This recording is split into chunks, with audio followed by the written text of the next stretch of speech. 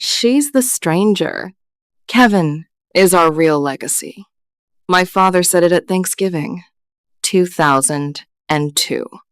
I was 22 years old, sitting 3 feet away, holding a bowl of mashed potatoes I'd spent an hour making. He said it to my Uncle Frank like I was furniture, like I was a lamp that came with the house. My name is Jeanette Warren. I am 50 years old, and for 28 years, my parents treated me like a guest who'd overstayed her welcome. They skipped my college graduation. They forgot my 30th birthday. They spelled my name wrong on the Christmas card twice. And they gave my brother Kevin everything. The house, the trust fund, the seat at the head of the table.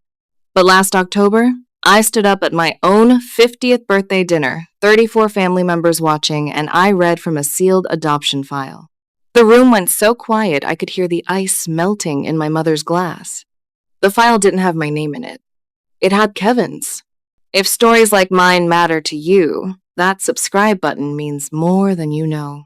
Let me take you back to where it started. To 1,980. To a split level in Dayton, Ohio, with a basketball hoop in the driveway and a golden retriever named Biscuit. Kevin was born in 1976. I came 2 years later. From the outside, we looked like a catalog family. Dad sold commercial insurance. Mom taught piano 3 days a week. We had a trampoline in the backyard and a station wagon that smelled like dog hair and Cheerios. But inside that house, there were 2 children, and one of them mattered. Kevin's room had a desk, a bookshelf, and a computer, a Compaq, back when that meant something. My room had a twin bed and a dresser my mom found at a garage sale. You don't need all that, Jeanette. You're simple. Kevin has ambitions. I was 7 when she said that. I didn't know what ambitions meant. I just knew my brother had them and I didn't. Kevin played travel soccer. $300 cleats. Weekend tournaments in Columbus, Cincinnati, Indianapolis. My parents drove him everywhere. Bought the team jackets. Hosted the pasta dinners. I wanted to play violin. $40 a month for lessons at the community center. We can't afford 2 activities, Jeanette. They couldn't afford $40. But they could afford $300 for cleats that Kevin outgrew in 4 months. By middle school, I understood the math. Kevin's science fair project got a display in the living room. My straight-A report card got a nod. Kevin's 8th grade graduation, both parents, front row, camcorder. My 8th grade graduation, Mom came alone, sat in the back, left before the reception. Your father had a work thing, she said in the car. He didn't have a work thing. He was at Kevin's baseball showcase in Akron. I found the hotel receipt 2 weeks later in the laundry. The high school was worse. Kevin went to a private academy, Worthington Prep, $12,000 a year. I went to Dayton North. Public school. Perfectly fine school, honestly. Good teachers. But it wasn't about the school. It was about the message. Kevin has potential, my father said at a family barbecue, loud enough for everyone, including me, to hear. Jeanette. Well, Jeanette is Jeanette. I was standing right there, holding a plate of corn on the cob. 15 years old, braces, secondhand jeans, and my father described my entire future in 4 words. Jeanette is Jeanette. My Aunt Carol pulled me aside that day. Don't listen to him, honey. You've got patience. And a spine they haven't tested yet. She was the only one in the family who treated me like I was real. Birthday cards. Sunday calls. She drove 2 hours for my school play when my parents didn't come. Kevin got into Ohio State. Full support. Apartment near campus. New car, a Honda Civic. Nothing fancy, but new. Grocery money every month. My parents drove up for every home football game. I got into Ohio State too. Same school. Same acceptance letter. Different response. We can't afford 2 tuitions, Jeanette. You'll need to figure it out. I figured it out. Community college for 2 years, then transferred to a state school 90 miles from home. Worked the front desk at a Holiday Inn from 10 at night to 6 in the morning, then went to class at 8. Slept 4 hours a day for 3 years.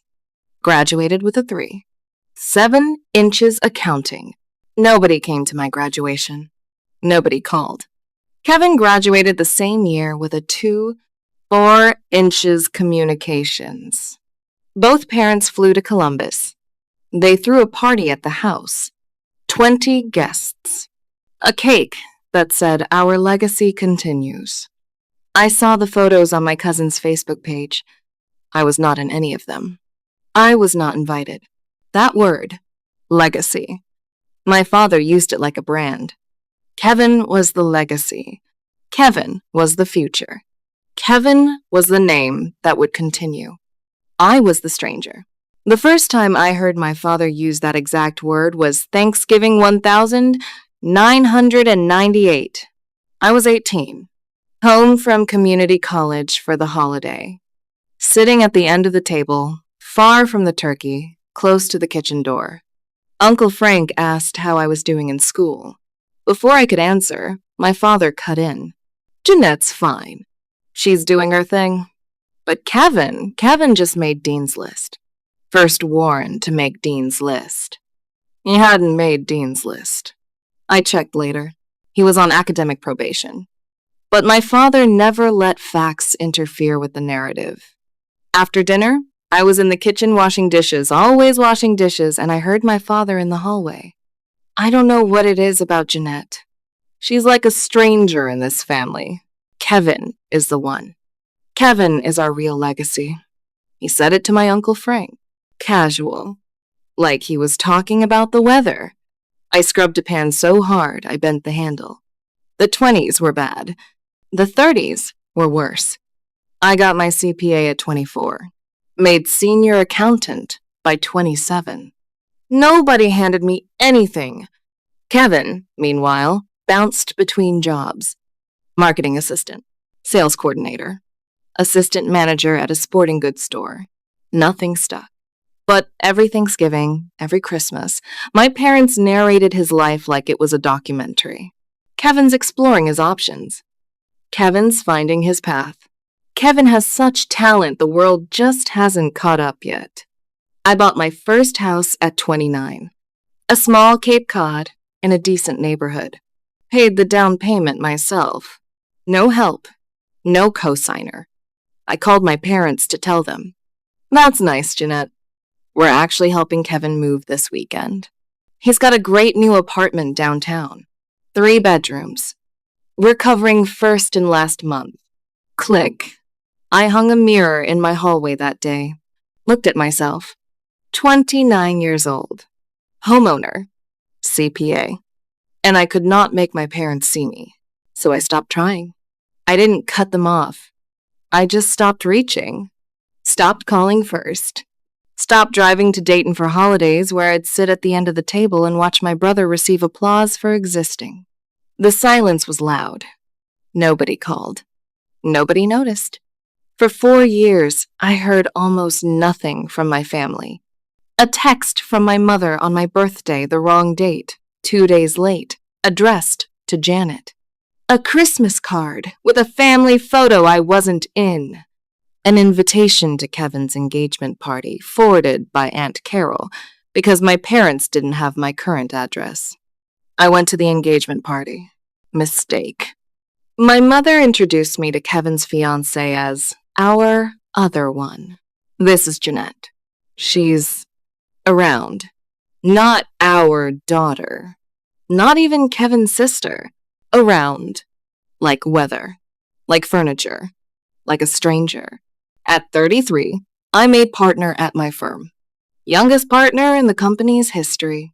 I didn't tell my parents. At 35, I married Dan Whitfield. Good man. Mechanical engineer. Steady hands and a quiet laugh.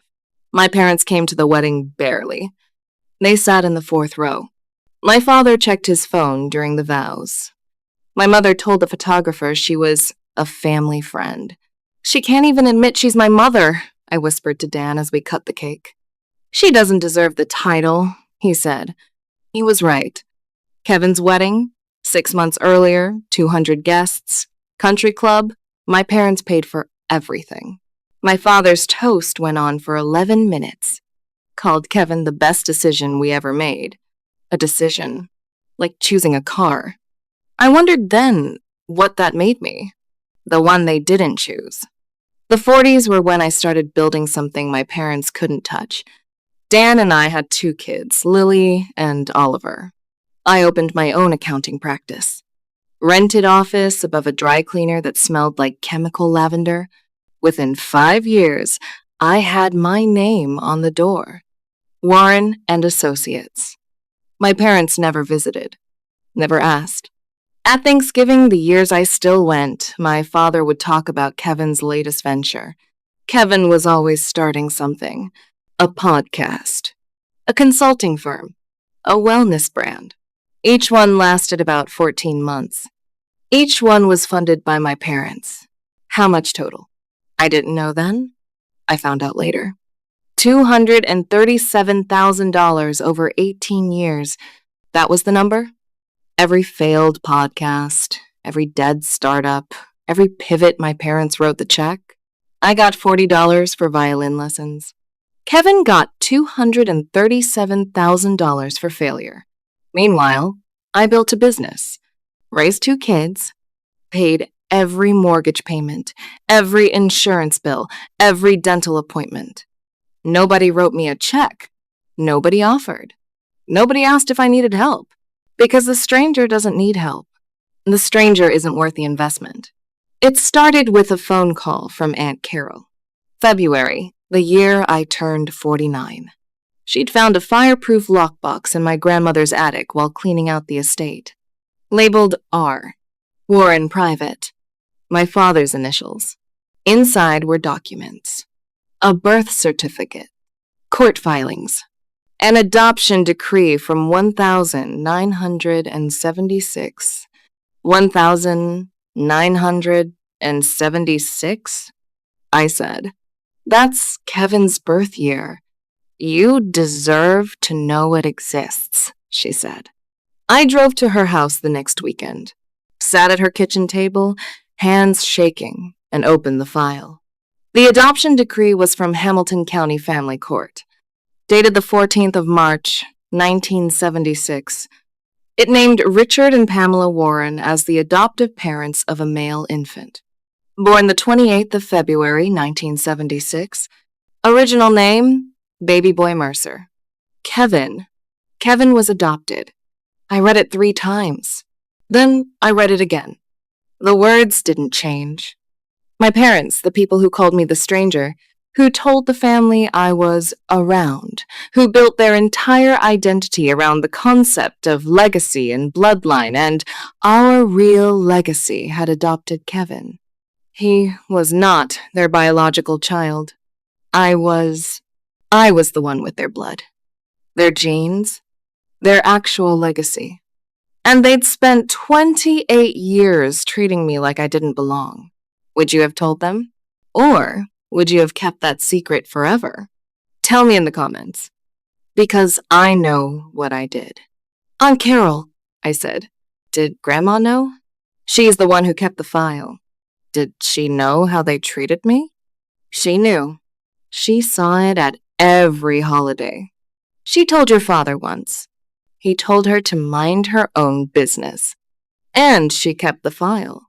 She kept the file. I sat in that kitchen for 2 hours. I didn't cry. I didn't scream. I just sat with the weight of 28 years of stranger and the document that said otherwise. Dan knew immediately that something had shifted. You've got a look, he said when I got home. Same look you had when you decided to open the firm. I found something. I showed him. He read it twice. Set it down. Looked at me. What do you want to do? I want them to hear it. All of them. Every aunt, every uncle, every cousin who watched them call me the stranger and never said a word. When? My 50th birthday. They'll all be there. Mom already booked the restaurant. She booked it? She called it a family milestone. Probably wants to make a toast about Kevin's latest venture. Dan was quiet for a moment. You're sure about this? I've never been more sure of anything. The next 8 months were the longest and the shortest of my life. I went about my days running the firm, driving Lily to swim practice, helping Oliver with his college applications. Normal life. Good life. But underneath, the file sat in my desk drawer like a loaded weapon. I could feel it there. Not angry. Not vengeful. Just ready. I had the document authenticated. A retired family court judge confirmed the seal was genuine. The adoption was legal, final, and had never been disclosed to either child. Kevin didn't know. My parents had never told him. I thought about that a lot. About Kevin growing up believing he was the biological son, the real legacy, the bloodline continuation, and about me growing up believing I was the outsider, the stranger, the one who didn't belong. We'd both been lied to. The difference was, his lie came with a trust fund. My 50th birthday dinner was October 12th. My mother had reserved a private dining room at Fitzgerald's, a nice Italian place on 3rd Street. White tablecloths, bread baskets. The kind of restaurant where they bring a candle for your birthday. 34 people, both parents. Kevin and his wife Brooke, Aunt Carol, Uncle Frank, 12 cousins, assorted spouses and older kids. The full Warren family, all present, all accounted for. My mother had made a seating chart. I was at the head of the table, first time in my life. I assumed she'd made a mistake. No, she said when I asked. It's your birthday. You should sit at the center. For one night in 50 years, I was at the center. She probably thought it was generous. Dinner was nice. Pasta, salad, good bread. People asked about my firm, about the kids, about Dan. Normal conversation. Kevin talked about a new opportunity, something involving cryptocurrency and real estate. My father nodded along, already reaching for his checkbook. After dessert, my mother stood up. She had a glass of white wine in her hand. I'd like to say a few words about Jeanette. The table went quiet. This was unusual. My mother rarely spoke about me in public. When she did, it was always in relation to Kevin. Jeanette and Kevin. Never just Jeanette. 50 is a milestone, she said. And while Jeanette has always been independent, she paused, smiled. She's part of this family. And we're glad she's here. Part of this family. Like I'd earned a guest pass. Like I'd finally qualified for provisional membership. The table clapped politely. Kevin raised his glass. To Jeanette. The quiet one. The quiet one. 28 years of erasure, reduced to a toast about silence. I stood up. Thank you, Mom. And thank you, everyone, for coming. I know 50 is a big number. But before we move on, I'd like to share something I found this year that changed how I see our family. I pulled the envelope from my purse. The room was still easy. Comfortable. Nobody expected anything. This is a document from Hamilton County Family Court. It's an adoption decree, dated the 14th of March, 1976. The room shifted. Not dramatically, just a tilt. Like a boat hitting a wave nobody saw coming. My father's fork was halfway to his mouth. It stopped. The decree names Richard and Pamela Warren as the adoptive parents of a male infant. Born the 28th of February, 1976. I looked at Kevin. That's your birthday, Kevin. Kevin's wife Brooke put her hand on his arm. Kevin didn't move. The infant's original name was Baby Boy Mercer. He was adopted at 6 weeks old. His adoptive name was Kevin Richard Warren. The silence was a physical thing. It had weight. It pressed on the tablecloth. My father set his fork down. His hand was trembling. He looked at my mother. My mother looked at the table. For 28 years, I continued, my voice steady. You called me the stranger. You told Uncle Frank I didn't belong. You said Kevin was your real legacy. You used the word blood like it was currency, like it was the only thing that mattered. I held up the document. Kevin is adopted. I am your biological daughter. I am the bloodline you spent 28 years worshipping, and you gave it away because you couldn't see it. My father's face went white. Not red. Not angry. White. Like someone had opened a valve and drained him. That's private, he managed. His voice cracked on the last word. Private? You called me a stranger at Thanksgiving dinner. In front of everyone. There is nothing private about how you treated me. Jeanette, please. My mother's voice was thin. This isn't the place. Where was the place, Mom? Was it the place when you introduced me as our other one?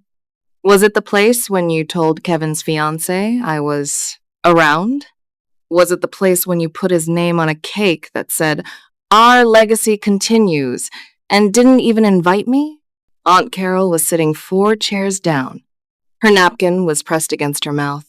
Her eyes were red. She'd known this was coming. She'd given me the file. You didn't come to my college graduation, I said. Both of you went to Kevin's. Same school, same year. You paid for his apartment and told me to figure it out. You funded every failed business he started for 18 years. $237,000.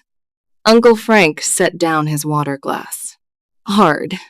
The ice rattled. You gave Kevin everything because you said he was your legacy. Your blood. Your real child. But he's not. I paused. I am. And you missed me. Do you think my parents saw that coming? Do you think they ever imagined those words coming out of my mouth? Because what Kevin did next, none of us expected it. Kevin stood up. His chair scraped the floor. Every head turned. Is this true? He asked. Not to me. To our parents. My father opened his mouth. Closed it. Opened it again. Nothing came out. Dad, is this true? Kevin, sit down, my mother said. We can talk about this at home. No, we're talking about it now. Am I adopted? Yes or no? My father looked at the tablecloth. Yes, he said. Quiet, like he was confessing to a priest. And you never told me. We were going to... The time was never. 28 years wasn't enough time? Kevin's wife was crying. Quietly, but her shoulders were shaking. Kevin's jaw was working, grinding. He looked at me. Did you know? I found out this year, I said. From Grandma's papers. Grandma knew. Grandma kept the file because someone had to. Kevin turned back to our parents. You told me I was your blood. You told me I was the legacy. You built your entire identity around that. And it was a lie.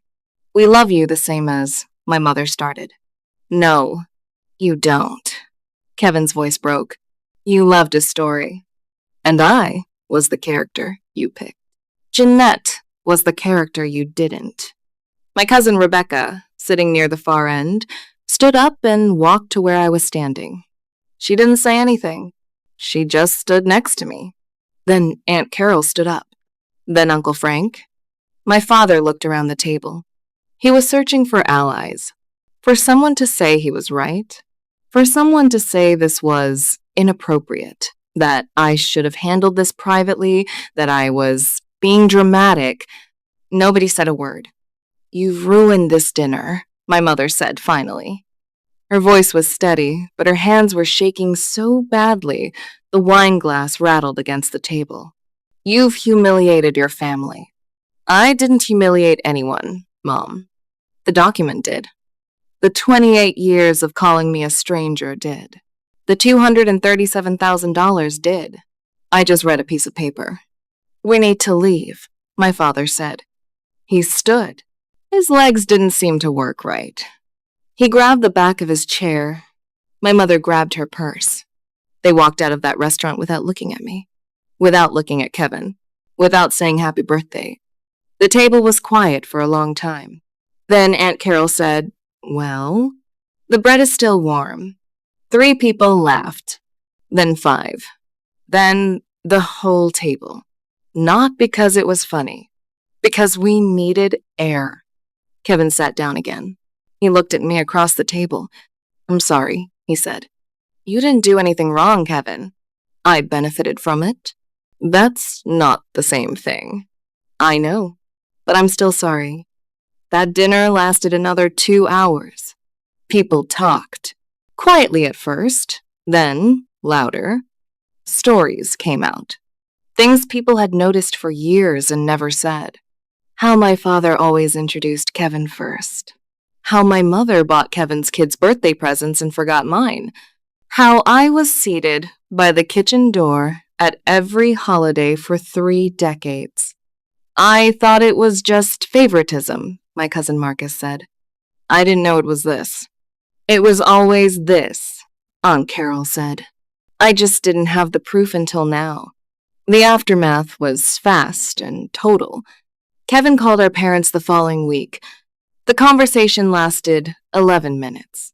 I know, because Brooke told me later. He told them he needed space. Real space. He told them the relationship was built on a lie, and he couldn't pretend anymore. Your mother cried. Your father said Kevin was being ungrateful. Ungrateful. His exact word. Kevin didn't call them again for 3 months.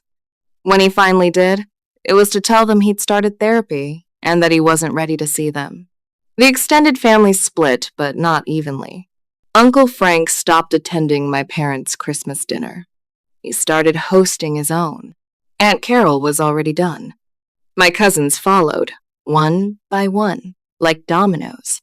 Not because I asked them to. Because the document was real and the truth was simple and they'd all watched it happen for 28 years without knowing why. My parents lost both children. My mother's church circle heard about it. Small town. Word travels. Within 2 months, 3 women who'd been in her bridge group for 15 years stopped coming. One of them, Diane McKinney, 72, the kind of woman who brings a casserole to every funeral, told my mother to her face, "Pamela, I love you, but what you did to that girl was cruel. And you knew it was cruel while you were doing it." My father's insurance business didn't suffer directly, but his reputation did. He'd been Richard Warren, family man, legacy builder. Now he was the man who treated his biological daughter like a stray cat while pouring money into a son who wasn't even his by blood. Not that adoption makes someone less family, but my parents made blood the currency. That was their rule. And their own rule destroyed them. Kevin and I had coffee 4 months after the dinner. First time we'd talked just the 2 of us since we were teenagers. "I had no idea," he said, "about any of it." "I know. I thought you were just, I don't know, distant, independent. I never questioned why they treated us differently. I just accepted it. Everyone did. That doesn't make it okay." "No, it doesn't." He stirred his coffee. "I'm selling the house. The one they gave me. I'm going to split the proceeds and give you half." "Kevin, you don't have to." "Yes, I do. They gave me $237,000 that should have been split. The house that should have been shared. The trust fund. All of it. I can't undo 28 years. But I can stop benefiting from the lie." I didn't argue. Not because I needed the money. Because he needed to do it. Last month, my parents called. My mother left a voicemail. "Jeanette, we'd like to talk. We've had time to think. We know we made mistakes."